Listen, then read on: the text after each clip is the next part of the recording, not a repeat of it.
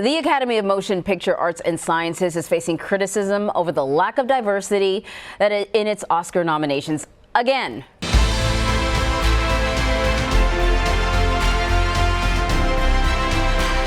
This year, there's a dark cloud hanging over Hollywood's brightest night, with many expressing outrage over a lack of diversity among the nominees. Many feel that this year's nods are a disappointing step backwards. You look at the acting nominees, you have 19 nominees that are basically white and one person of color. So there's been a lot of talk about this organization, this place, these awards not doing enough to represent the industry and the way the audience looks that come to see these films. And no female filmmakers are up for Best Director.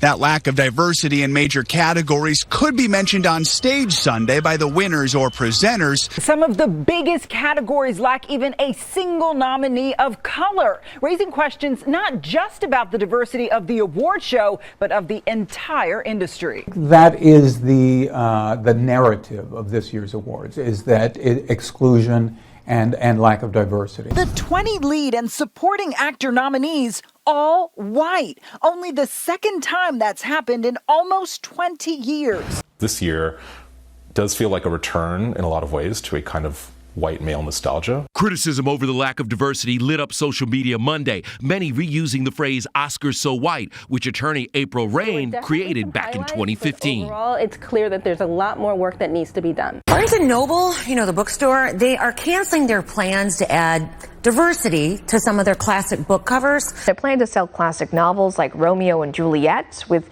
reimagined artwork showing black characters on the covers. Critics slammed it as an inadequate attempt at inclusion and suggested Barnes & Noble publish original stories by writers of color instead. Barnes & Noble defending the initiative, saying it never intended to diminish the work of black authors. The Wizard of Oz cover featured Dorothy as an African-American girl, while Juliet was featured in a headscarf. The program sparked a social media backlash from critics who pointed out, well, the characters inside the books were still white. Some suggested Barnes & Noble instead promote books written by black authors with black characters. Now, the idea was slammed online by people who pointed out the characters inside the books, though, apparently are still white.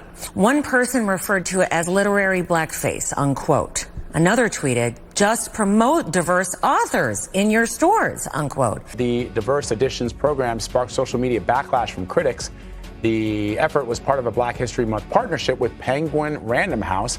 Barnes & Noble apologized on Twitter, saying the new covers were, quote, not a substitute for black voices or writers of color whose work and voices deserve to be heard. And Penguin Random House, which was apparently taking part in that program, says it's going to donate up to $10,000 to a foundation to work to discover and develop black authors.